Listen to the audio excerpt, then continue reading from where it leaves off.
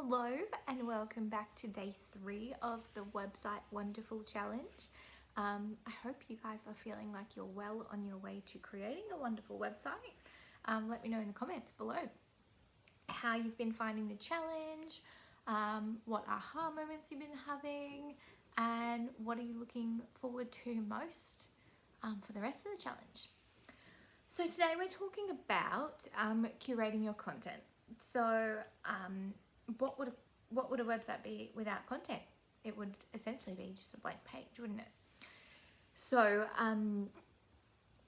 your content comes in many forms. So it's the pages of your website, what pages you'll have, the words written on the pages, but also what images you might need to help reflect those words, and also any sort of content that you're going to put out on a regular basis, like a blog or videos. We've already talked about this all yesterday.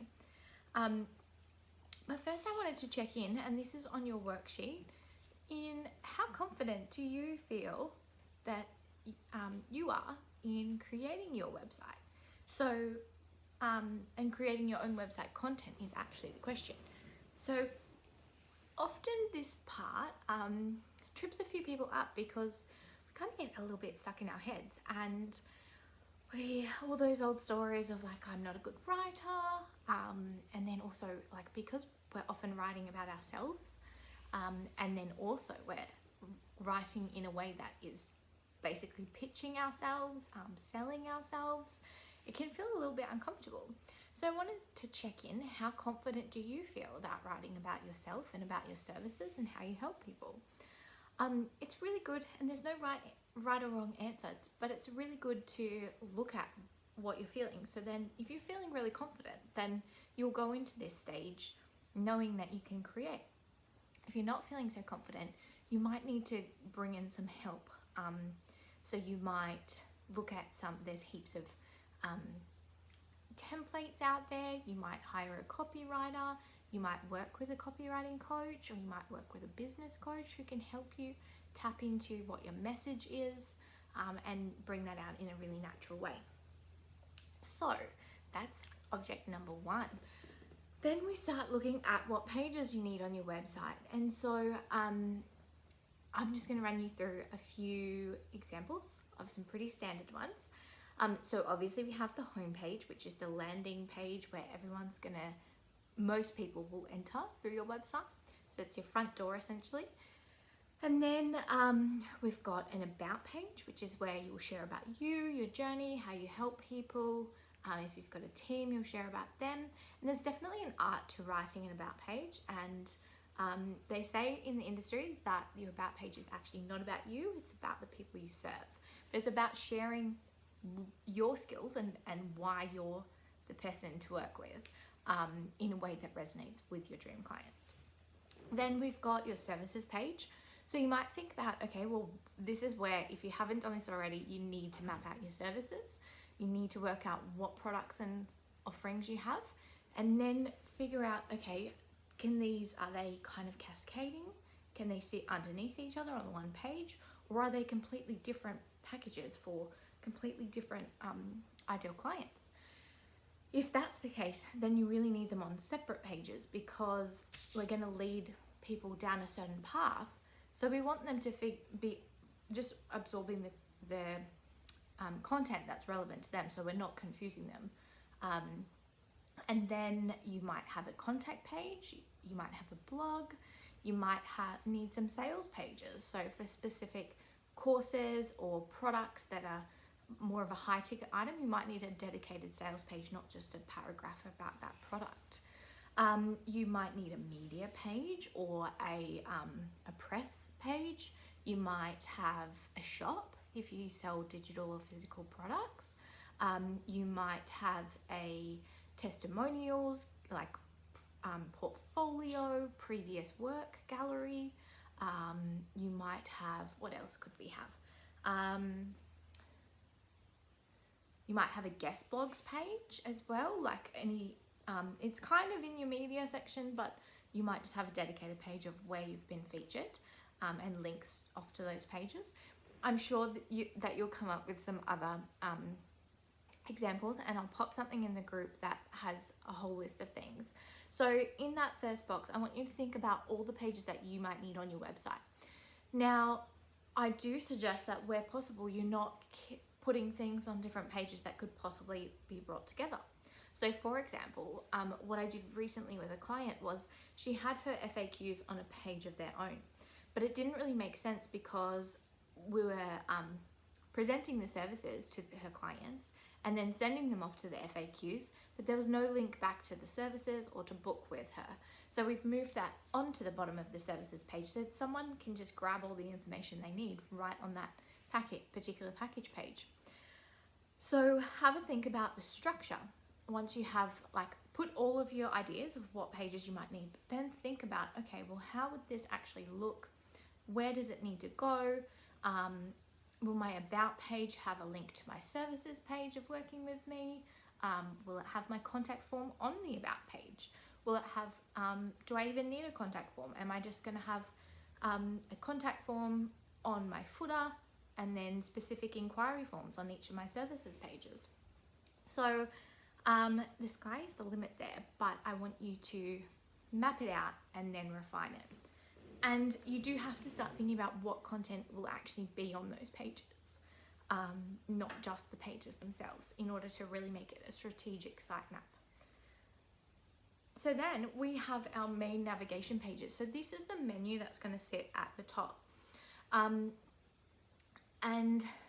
obviously you can have a home page, and sometimes that's just nice and neat with a little home icon, house icon, or you might write the word home. But the space I've provided is for about five key pages. And so on some website builders, you can create what we call folders. So you might have, say you have a services section, and then you might have 3 different specific services for different clients, types of clients. Then you can have a specific page for that, but the navigation item would be services. So I want you to write in these boxes, I'll just grab my sheet of paper. In these boxes here, I want you to write what those menu items are going to be. So they're the things that are you most want to focus on your website, or you most want people to navigate to when they land on your website. So that is your pages and your sitemap. So let's start talking about content. And the best way for you to start mapping out your content is to get talking about it. I know it seems weird, doesn't it? But I want you to, if you did bring an accountability buddy to this challenge, this is a perfect opportunity to jump on a call together and get each other talking about what is on your website. So for example, you might start with your about page and say, okay, well, accountability buddy, I'm going to hit record on my Zoom, and I want you to tell me about you and why you got into business and what you have to offer people. And then you get that recording, you take it away and you start typing up some of those notes of those key phrases that you use to describe what you do.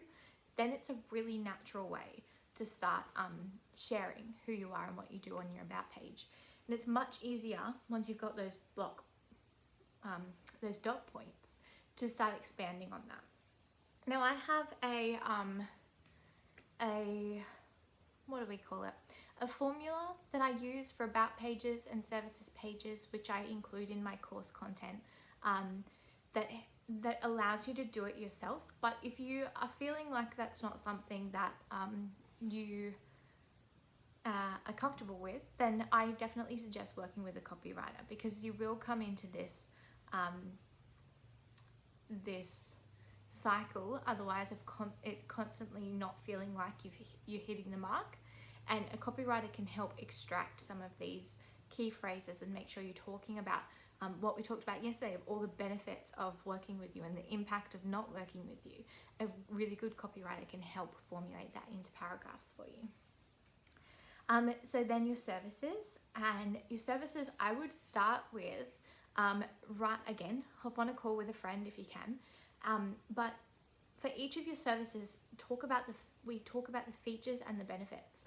So the features are okay, well, if it's coaching package, then you get 6 coaching sessions over 3 months. So that's that's fortnightly calls. That's the feature. The benefit is that you get accountability, you get to move towards your goals, you get to overcome those mindset blocks, you get my proven strategy for XYZ. Think about and again, we talked about this yesterday, so it's really just diving into that deeper on each specific service. Work out what the benefits are of the particular thing that package offers. So you probably want between 4 to 6 features, and then like 2 or 3 benefits of each. Even if you can only think of one, that's fine. But ideally you have like 2 or 3 for each feature. So some other things that could be features are like maybe you have a cheat sheet or scripts that you use or templates that you provide them. So the feature is the template. The benefit is that they are using a system that works and has been proven. They're saving time and money, not having to outsource it and not having to waste time trying to figure it all out themselves. You've done it for them. So for each of your services or your offerings, like whether it's a service or a product, I want you to write down those features and those benefits. And then all you need to do is just have like a little bit of a paragraph that says what that service is all about. Then we've got the contact page, which is pretty simple. Most of the time we just have a form on there, and then if you have any sort of media kit or anything specific about what people can get in contact with you about, add that there. And then what else? We've got the blog, or the however you're going to keep people coming back for more. So I have I'm pretty sure it's on my website. I'll check, but I'll post it in the group either way, of a resource you can use for finding what content you need to write about or speak about or vlog about. So again, this is a really great activity to do with someone.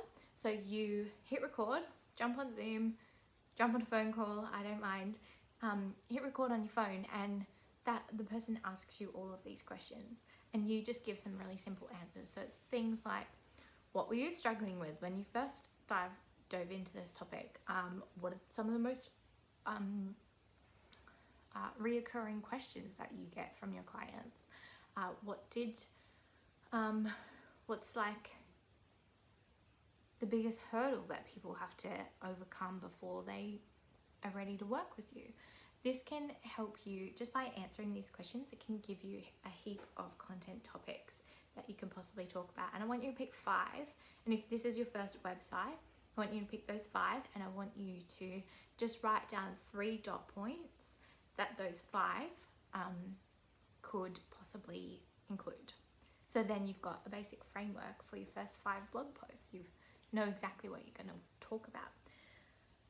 Okay, so that is a lot, and I know you're probably not going to get through all of that today, but I want you to at least finish the worksheet so you've got a map, so you can go, okay, well, I know what pages I have on my website. I know that this is my main pages, and then you can start working on the content behind that. I'm jumping on at 2 p.m. with a very special masterclass called Secrets of a Successful Homepage. And so that masterclass is designed to help you map out your homepage, tell you all the things that you need on a homepage. And I'll give you a little secret now.